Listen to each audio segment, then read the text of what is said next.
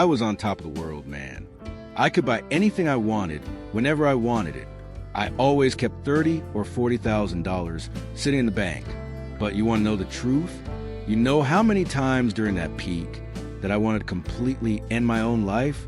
Because the fall is brutal. I went from owning 2 beautiful homes and a good piece of property in Arkansas to having absolutely nothing. Everything was going right, and then, in a matter of months, it all vanished. I don't know where they are manufacturing these synthetic substances they are flooding the streets with today, but they aren't even what they are supposed to be anymore. I've watched people lose their arms and their legs to these street infections. Out here, if you lose your awareness for just a second and pass out, you get robbed every single time. Someone will abuse you or take your boots simply because they know exactly how defenseless your situation is. These substances take every bad thing away for a moment. No stress, no bills, no worries. You feel like you're floating on a cloud. But when you wake up, the concrete is still hard, the desert is still hot, and you're further down the hole than before. Welcome to Homeless U.S. News. Tucson, Arizona, the sun-drenched heart of the majestic Sonoran Desert. It is a landscape celebrated globally for its stunning beauty, where giant saguaro cacti stand like towering, silent monuments beneath a brilliant, endless blue sky. But when that desert sun drops below the horizon, a terrifying humanitarian crisis emerges from the shadows. Right now, 2,130 human beings in this region have no place to call home. More than 1,269 of them, nearly 60% of the entire displaced population, are living fully unsheltered. They are fighting for survival inside dry river washes, huddled under concrete highway overpasses, and trapped inside fragile nylon tents pitched across the rocky desert floor. This is the brutal, daily reality of the housing crisis in Tucson. It is a life dictated by 110-degree summer days, freezing winter nights, a desperate scarcity of clean water, and a constant, terrifying danger that a single Sun Mountain storm could turn a dry riverbed into a raging wall of water that sweeps your entire world away in seconds. Can you imagine calling a flood wash your bedroom? Knowing that everything you own, your clothes, your documents, your family photos, could be destroyed by a flash flood while you sleep? Today, we are stripping away the tourist brochures to look directly at the real story of Tucson's homelessness crisis, a crisis shaped by extreme environmental exposure, severe economic pressure, and human spirits pushed to the absolute edge of endurance. If you believe these raw, human stories need to be brought into the light, hit that subscribe button right now and turn on all notifications. Let's walk these desert washes together. Drop a comment below. What would you do if your daily survival depended on facing the merciless desert with nothing but a backpack? Let's uncover the truth.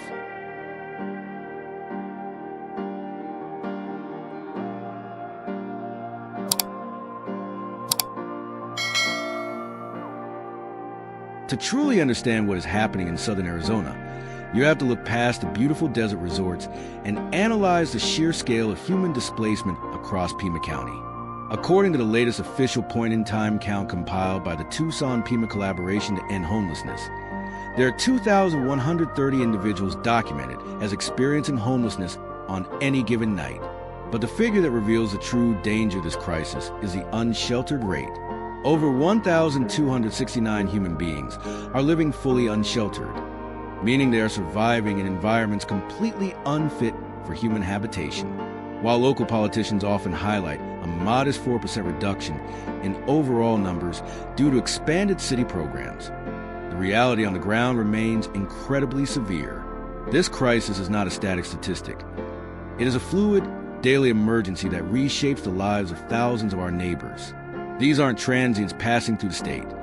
The vast majority are longtime locals, veterans, parents, and working-class citizens who were simply chewed up and spit out by an unforgiving economic landscape. They spend their days in a state of constant, exhausting movement, migrating across the city's grid to find a drop of clean water, a safe place to use a restroom, or a patch of shade that won't result in an immediate trespassing arrest by business security.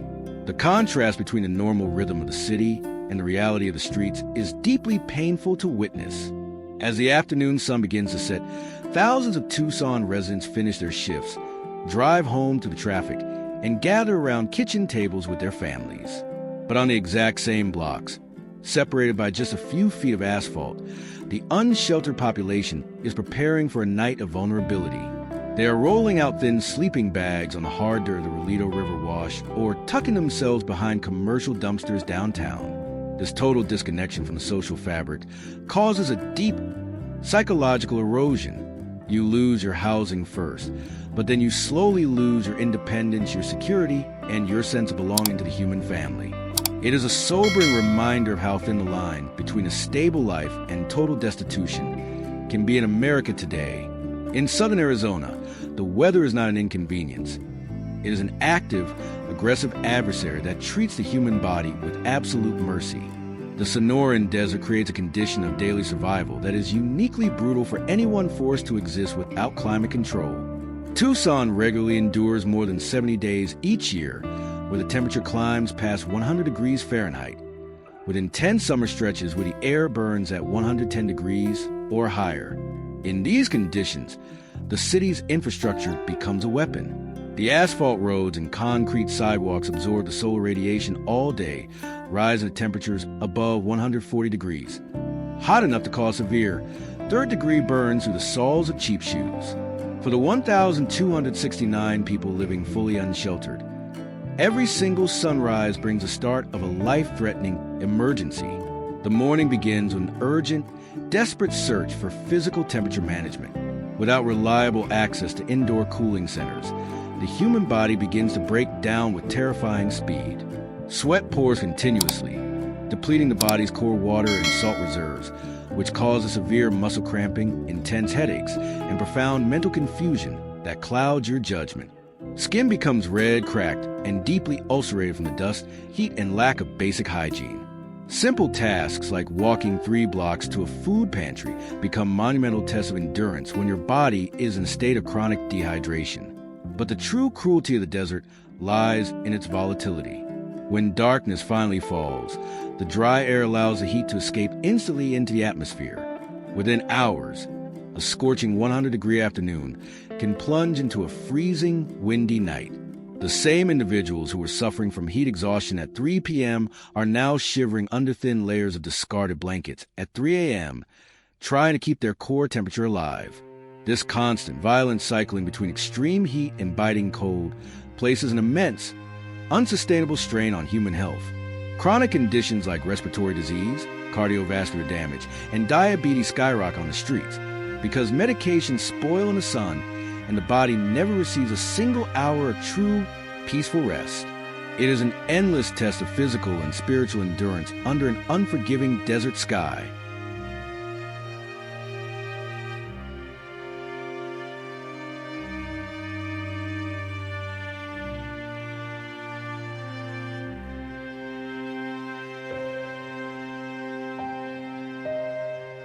To find the true catalyst of the Tucson housing crisis, you have to look past the political rhetoric and look directly at the real estate ledger of Pima County.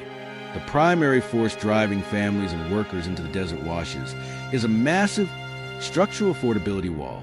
According to local housing reports, the affordable housing gap in Tucson now stands at a staggering deficit of over 18,000 units.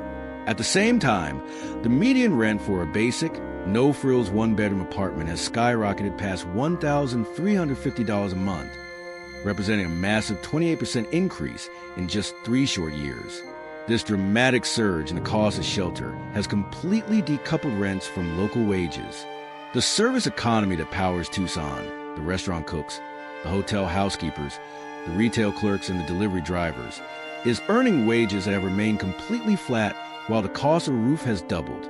This creates a state of extreme housing fragility for thousands of working-class families. They are spending more than 50% of their total household income just to keep their landlord paid, leaving absolutely zero margin for a life emergency. When the unexpected happens, a sudden job layoff, a broken car transmission, or a single emergency room bill, the financial safety net snaps instantly. Eviction filings across Pima County have remained at historic highs, moving families from stability to the pavement in a matter of weeks. Once you receive an eviction record in Arizona, the road back to housing is systematically blocked.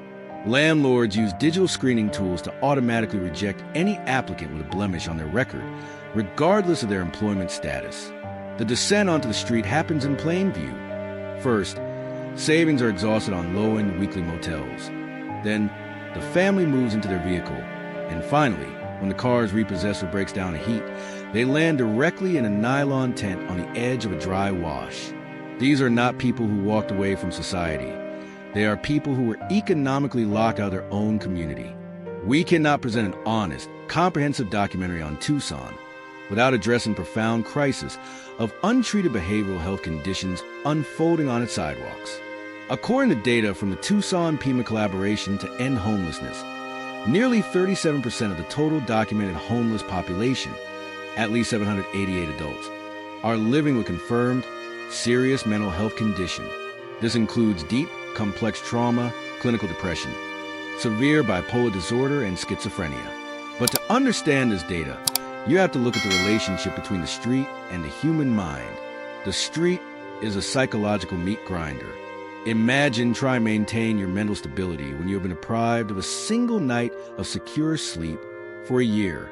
The constant, ambient fear of being assaulted, the public humiliation of being treated like a piece of living garbage, and the sensory overload of surviving the elements keep the human nervous system in a permanent, non-stop state of fight or flight. Over months and years, this extreme stress causes real, lasting neurological damage.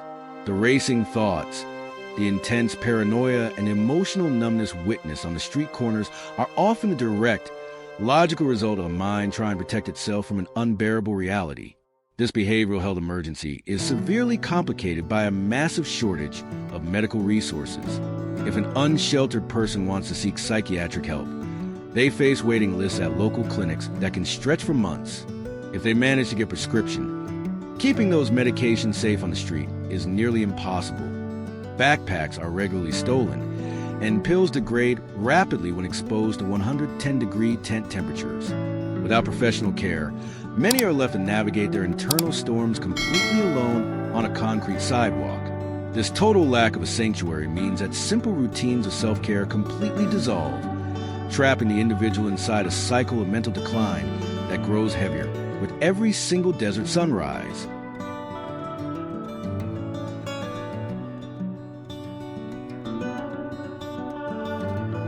As the unsheltered population grows in visibility and density, it creates powerful urban fault lines that run directly through Tucson's public spaces. Sidewalks, commercial corridors, and historic downtown plazas have become sites of constant, silent friction between property owners, neighborhood residents, and individuals who have absolutely nowhere else to exist. In a city where nearly 60% of the homeless population is completely unsheltered, this battle over space shapes the daily civic conversation. Walk through Midtown Tucson or the downtown transit hubs, and you can feel this economic divide. Local business operators are facing immense pressure.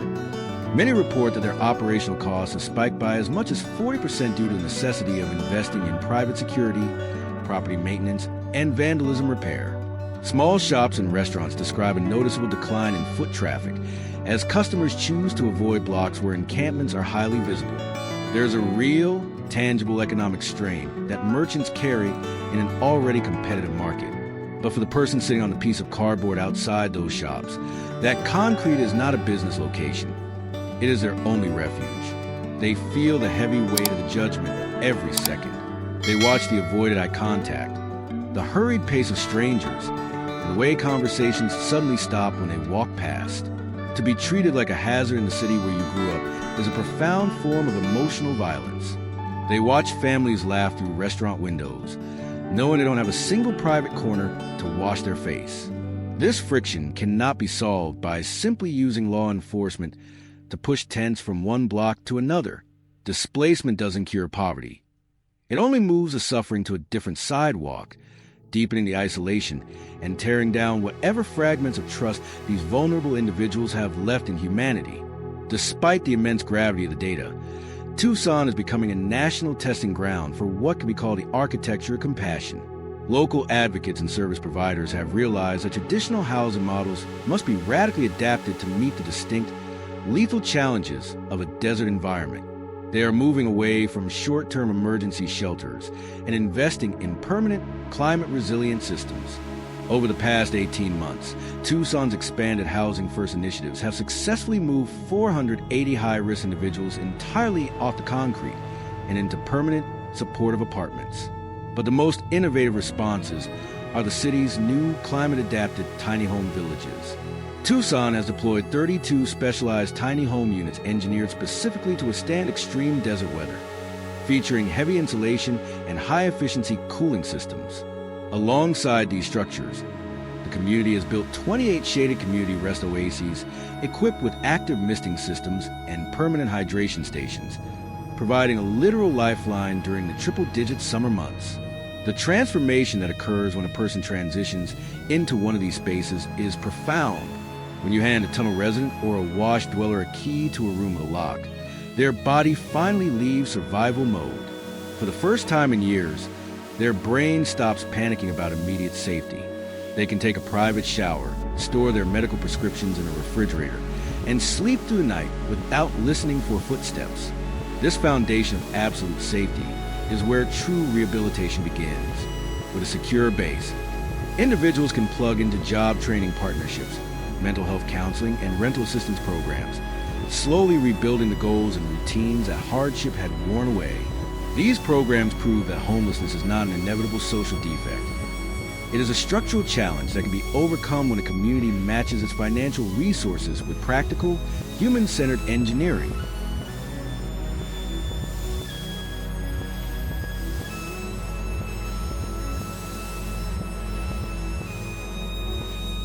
The socioeconomic divide in Tucson isn't just about the lines on eviction notice.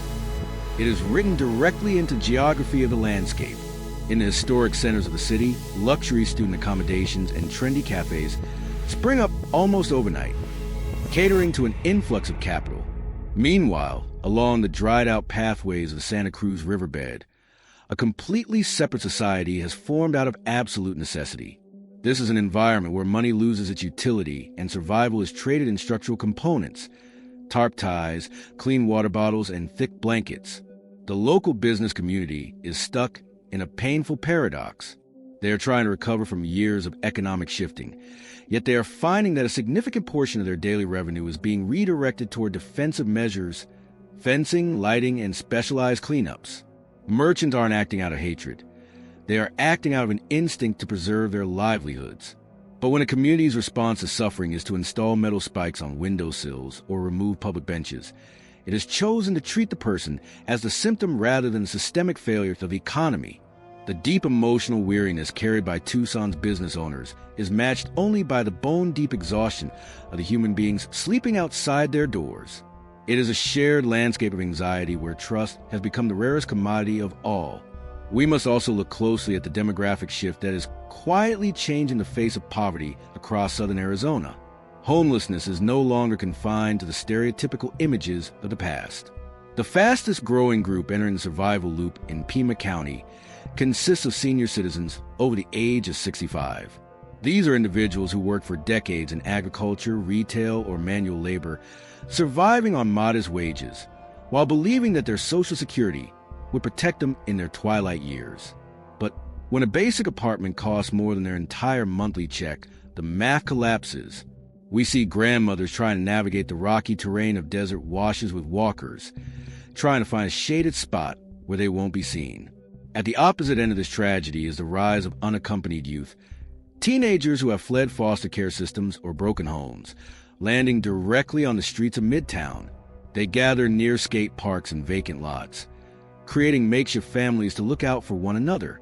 By failing to protect these two extreme pillars of our community, our oldest and our youngest, we are witnessing a systemic tearing of the social contract. It is a slow-motion disaster that will shape the civic reality of Tucson for the next generation if immediate, targeted intervention is not deployed.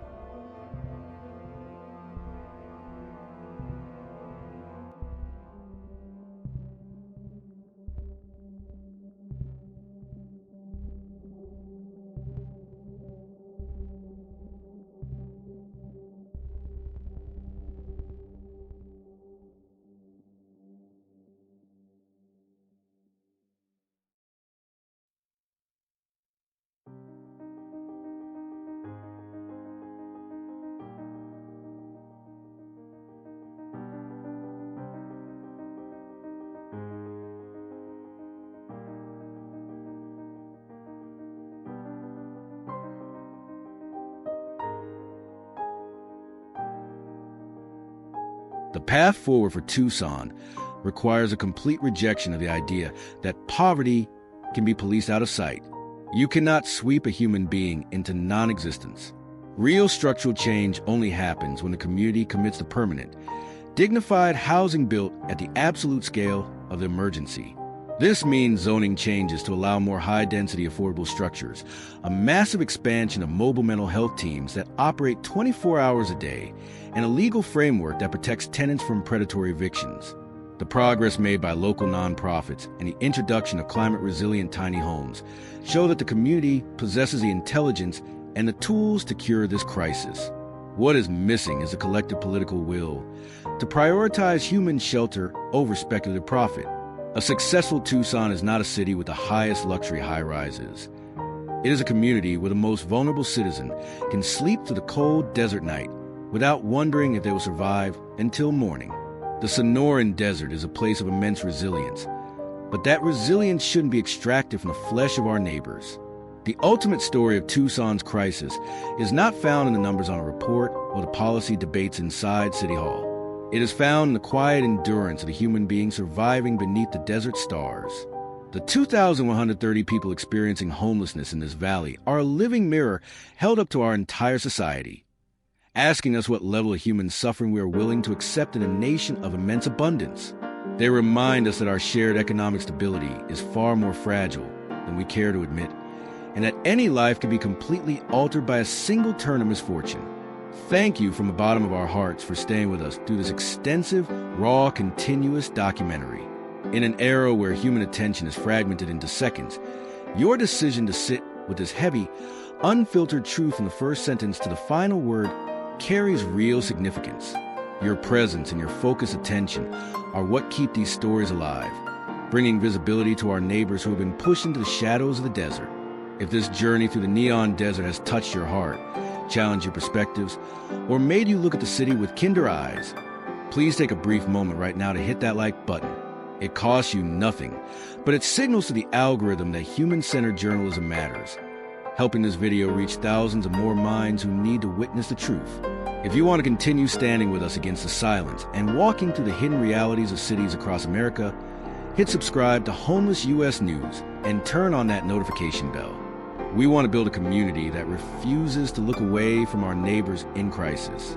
We want to hear your voice. What part of the story hit you the hardest?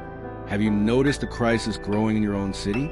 Let's start an honest, deeply respectful conversation in the comments section below. We read every single thought you share. Let's keep our empathy alive, look out for one another, and remember that we are all much closer to each other than the world wants us to believe. Stay safe, stay compassionate, and we will see you in the next story on Homeless US News.